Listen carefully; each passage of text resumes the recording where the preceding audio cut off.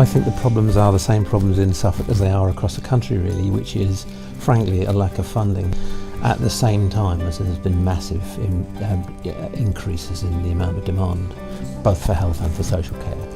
And as a result of that, staff are stretched, the facilities aren't what they should be, there's no way in which you can expect the health service or the social care service to cope with the increased demand, particularly from an increasingly aged population. Social services I feel very sorry for. My aunt needed some help and they couldn't provide her with the service that she needed, and it fell on the family.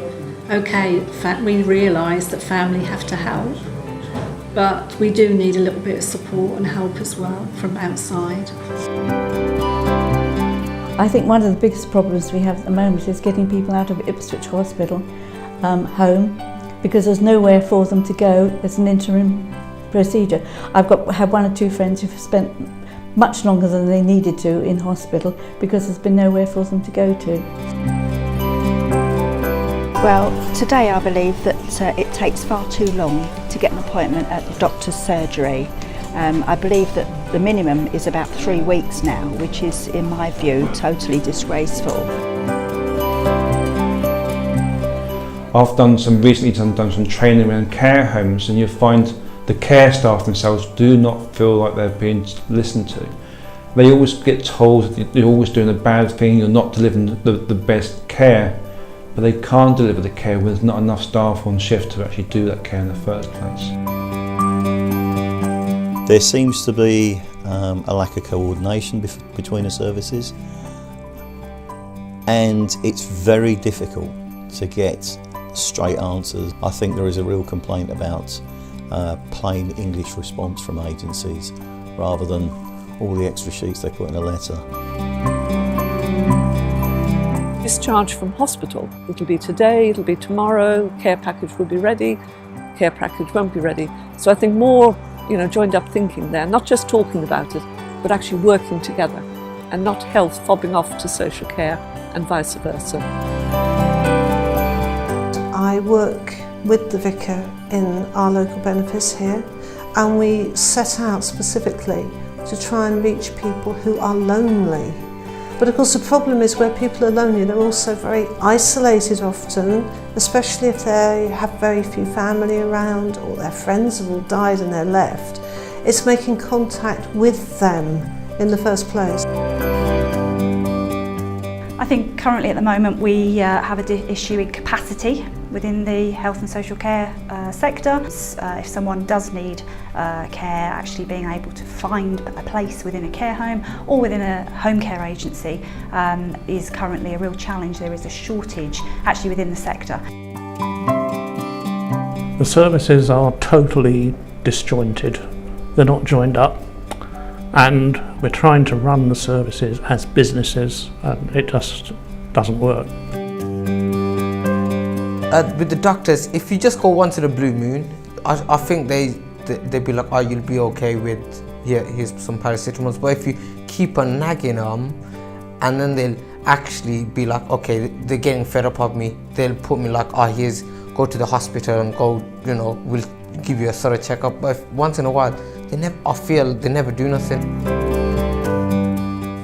Biggest problem is that they don't work closely enough with the voluntary sector. It's getting better than it was, but it needs to be a lot more joined up.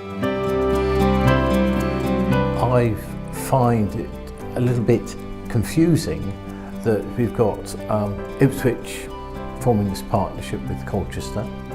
We've got Ipswich Hospital, Colchester and West Suffolk as part of this STP. We've had Ipswich, West Suffolk and the Norfolk and Norwich Foundation Trust to do with early supported discharge. There seem to be so many different ways. Ipswich have now got their community services starting on the 1st of October. Colchester don't have those. It just seems to be so many different things. We're going to have to retrospectively go back and actually put right what has been a result of years of underfunding. they need to witness it firsthand. I think they need to go and spend time in these services.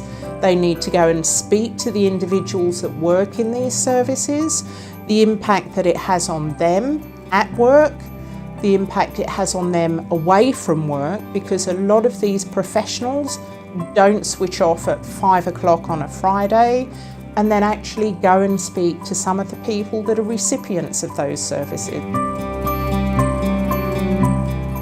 The greatest issue is that a lot of these bureaucrats rely on statistics and think tanks, and they don't get down on the ground, on the streets, and find out what people want.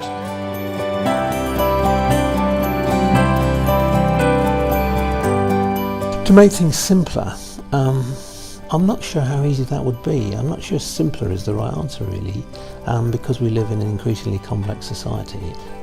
Any simplification implies kind of going back to how the system was, and I don't think it can ever go back. I think it has to always go forward, move with the times, and become more complex and more diverse. I think definitely information both for people in receipt of services, be it a patient or a social care service, then really understanding what is available to them and who to get that from.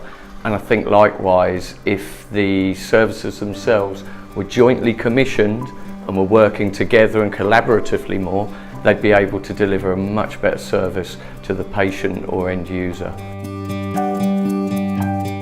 Last experience of using NHS was when I was diagnosed with cancer, and I feel that for people who have gone through a major illness, there needs to be far more support and signposting to actually put you in touch with the services that can actually help you to get on with the remaining part of your life.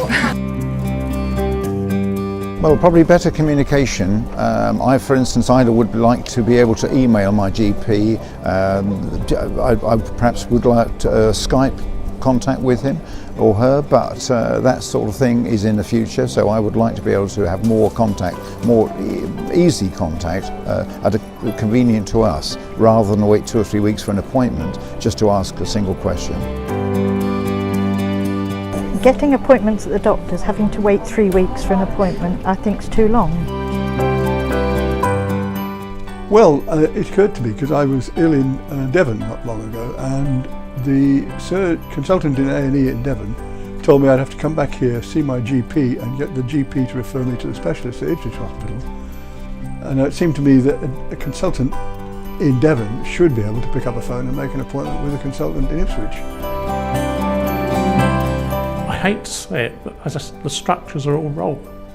You have to move to some more unified system. You've got to bring the things together.